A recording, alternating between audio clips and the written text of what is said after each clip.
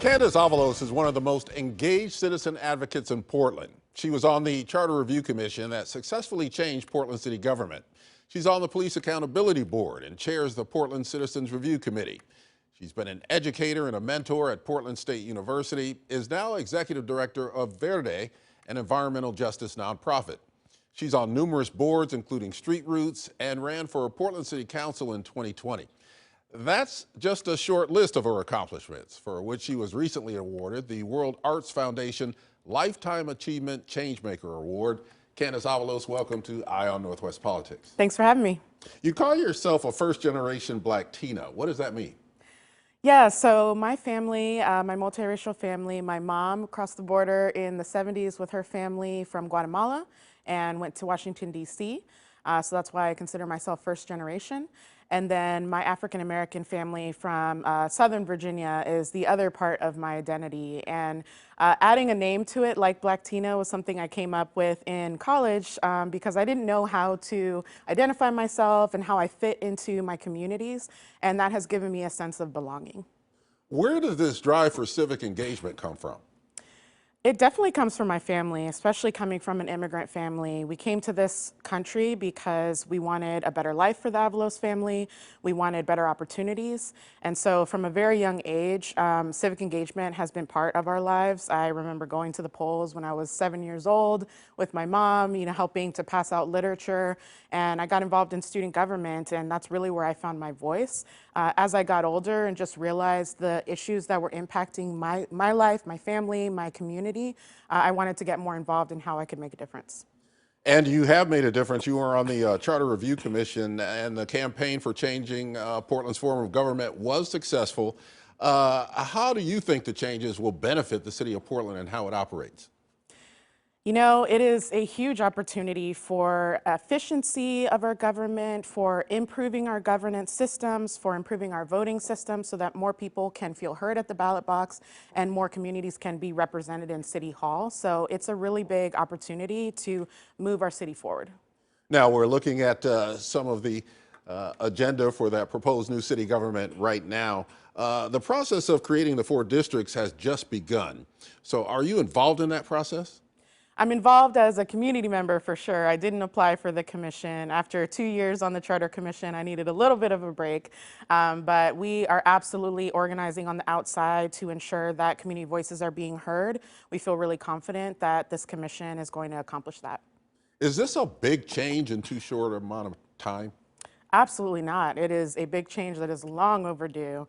As you know, folks have tried to change Portland's form of government almost since it was created over 100 years ago. And after 7 tries, finally we were at the right moment in our city's history to be able to make a change to push us forward and to improve our democratic system. So it's long overdue. We are making up for all of that time, and with this innovative change that's going to move us forward. Now, this will be in place by the election of November of 2024. We're going to go from 5 commissioners to 12 commissioners in 4 geographic districts. Are you going to go for city council again? Are you going to run for city council under this new configuration? If I had $1 for everyone that's asked me that, I could probably afford to pay off my student loan debt. So definitely something that I am considering. Of course, I care very deeply about the implementation of these new changes and seeing that through. There are lots of different stars that will align over the course of this year, and I will be considering my decision and hopefully making that by the end of the year. You're also on Portland Police Oversight Committee. What issues do Portland Police need to address in your opinion?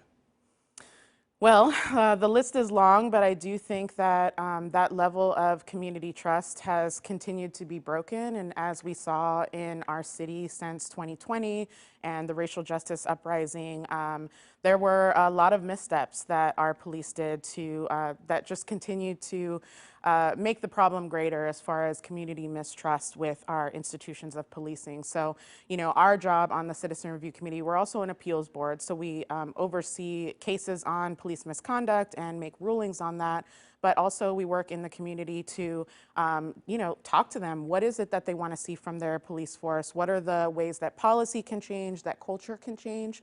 We did a huge report last year on the 2020 protest response and really just surveyed community to ask us or to ask folks how we could improve that process so that we can protect our First Amendment right to protest and to talk to our government about what our needs are without having this oppressive force of this institution of policing. So that was a huge conversation, as you know, across the city, and we continue to have those conversations on the CRC. Now, you had mentioned missteps that you said that the Portland Police Bureau that they undertook during those 2020 demonstrations.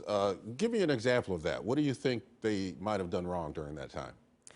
One of the biggest ones that we heard from community was just the way that less lethal munitions were distributed in the community.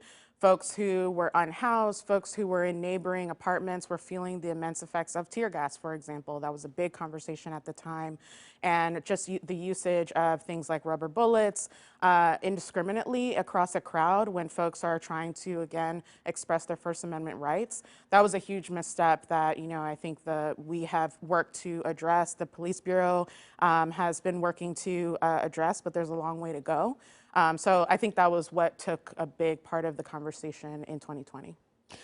We've got a little more than a minute left in this conversation, but I want to get your thoughts on the mayor's plan for homeless camps. What do you think of that and the idea of having big homeless camps that are sanctioned across the city?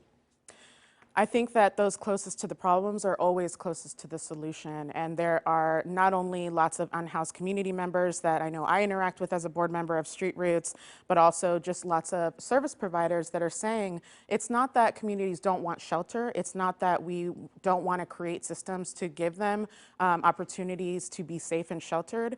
It's just that the amassed amount is not ideal. It is not proven to work. So let's actually put in solutions that do work. Are you worried about where those camps would be sited?